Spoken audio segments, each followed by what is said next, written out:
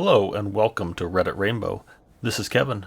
On today's episode, we have two stories from Malicious Compliance and one story from ProRevenge. Please listen, enjoy, and subscribe if you like. Thank you. This story is titled, "Are you sure you want me to take part in this go-kart racing? Sure thing, boss." A few years back, I started my first job as a mechanic and was informed of a mandatory monthly kart race in the local track, which was promoted by my boss and owner of the company. He didn't care if you enjoyed it or not. He booked the time slot and we all had to show up, after working hours and paying for our own ticket to drive. It was supposed to be a team building exercise, and I could see the boss really liked race cars through the various pictures and trophies in his office. During the week, in anticipation of the event, boss would motivate/participate in setting the mood for the upcoming race. It was the only topic that week, and I was told by colleagues that this was really important. I knew that on the evening of the race, I had to pick up my girlfriend and would clash with the race. So a couple of days before, I told my supervisor that I would not attend the race. It was after hours and on my dime anyway, so I didn't think it would be a problem. Some 20 minutes later, I'm summoned to the boss's office, and he's not looking happy. He tells me that building the team spirit is one of his priorities, and that I'm new there, so I was to give a lot of focus to this monthly event if I was going to keep working there. Because it was part of the core culture of the company, I really needed the job, so I just said, "Sure thing, boss." On the evening of the event, I drive to the kart track, and upon arrival, I see my colleagues all in jeans and t-shirt, and my boss in full ballerina attire. He had racing overalls, racing boots, gloves, and even a custom helmet. It dawned on me the reason for the event and why so much attention was given to it. Kart racing was his thing. With about 15 racers, I asked to start dead last. Bossman listens to me talking and intervenes in front of everyone that we were there to race and not just drive around slowly. Up until that point, I wasn't really paying much attention. I decided to comply and show how much the core corporate culture was important to me. Starting from last, I proceeded to overtake all other karts, including Bossman on the outside of a fast corner. Overtaking on the outside is often seen as a bold, arrogant move. After just a few more laps, I reached him again, and I was about to lap him, he went into the pits and stepped out. I duly won the race, and as I left the track into the bar, the real team building event, someone tells me that the boss had left. At the bar, the topic of the evening was how I had outraced everyone, and how the boss, who had won all races since ever, was livid with my performance. Too bad for him. I guess I forgot to add to my resume that I had raced cars competitively as a kid, so I knew what I was doing and shattered his Ricky Bobby dreams. After that, I was always courteously invited but never again required to show up to his events. I went a few times but arrived late on purpose so I would just take part in the bar thing and not the race. Hello and welcome back to Reddit Rainbow. Today our stories are from Malicious Compliance. This one is titled, "The Time Read Your Contract, Backfired Regarding Holiday Pay." Back in 2015, I worked for a pretty dismal call center.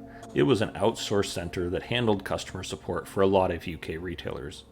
Staff turnover was very high, with the vast majority being on temporary contracts and the promise of a permanent contract being hung over people's heads to make them put up with being treated terribly. After working there for about 2 years, in late February of that year, I was offered a permanent contract because they wanted to put me on their team leader program. The pay was slightly better. The job security was better. The only major difference was how holidays were handled. People on temporary contracts were paid for any unused holidays at the end of the working year in April.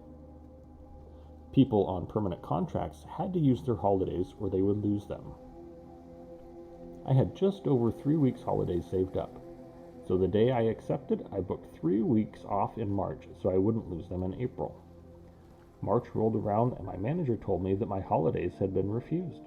I said that's fine as long as they pay me for them, and he replied that if you don't use your holidays, you lose them. I said that I was trying to use my holidays and they were not letting me.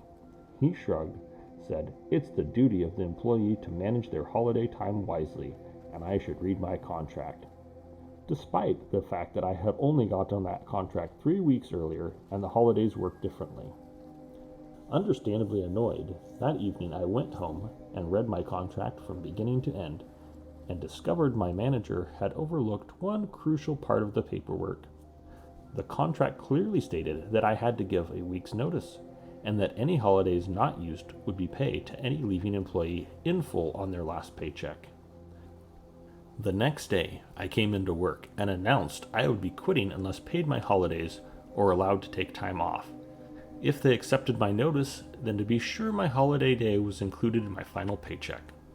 My boss asked me if I was really going to quit over this, and I replied that he was really going to lose one of his most reliable employees over this.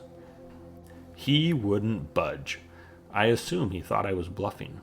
So I handed in my final notice, and on my leaving interview with my manager's manager, made sure to explain exactly why I was leaving. And yes, my final paycheck did include my unused holiday days. The end. The title of this story is When Your Ex Tells You to Move Out While She's on a Work Trip Because the Guy She Cheated on You With is moving in. You get very creative moving out. I had originally posted this as a response to a question in r/unethical pro-life tips and was told that this would be appreciated here. Enjoy.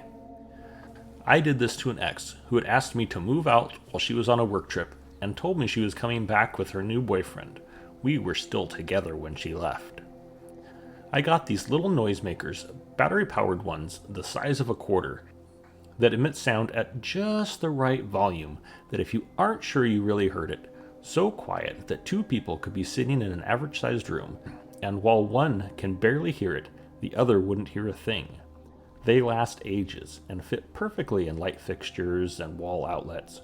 I got a box of 20 of them for like $100 off eBay and got so creative all over the house.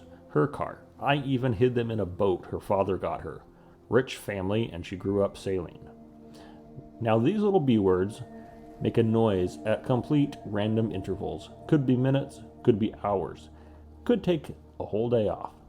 They cycle noises like children laughing, a dying breath, as they called it, a whistle, scratching noises, some other ones I can't remember, but you get the idea.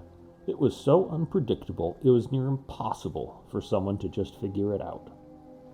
Months go by. I get a new place, get my life back up. Now we had a few friends in common, and one of them I kept up with. They were kind of sour about how she ended things, but they had grown up together and kept up the friendship, loosely talking and catching up on occasion. I never really asked about her, but one day we get to talking, and he's wanting to prank some friends on a camping trip, so I tell him about the noisemakers. As I'm telling him about them, he slowly starts making these faces, like he's gradually losing his poo. He's got this huge grin on his face and asks me, "You put these in X's stuff, didn't you?" And when I admit, he starts laughing hysterically. Turns out her new boyfriend had only lasted a few months and had left telling her that he couldn't handle whatever was going on with them and their mental states. Turns out, for a while, they had both heard things, and sometimes only one would hear them, which gave the illusion that something really messed up was going on in their heads at different times. They couldn't figure it out, and eventually he wanted out completely. And having run down all the crazy list of things people who are hearing voices would think, ended up believing that he had been infected with some brain worm the government was putting in vaccines or something like that. It was amazing. I hadn't expected to hear anything about it. I rode that train for weeks. When it went away, I got another hit of that high. She moved out, told her parents she didn't want the house and to give it to her brother or sell it. Wouldn't tell them why. I always ask people who ask about her that I hold no grudge, and don't tell them the part where I totally messed up her life so bad I overshot the got her backstage and hit the blissful state of satisfied with my work.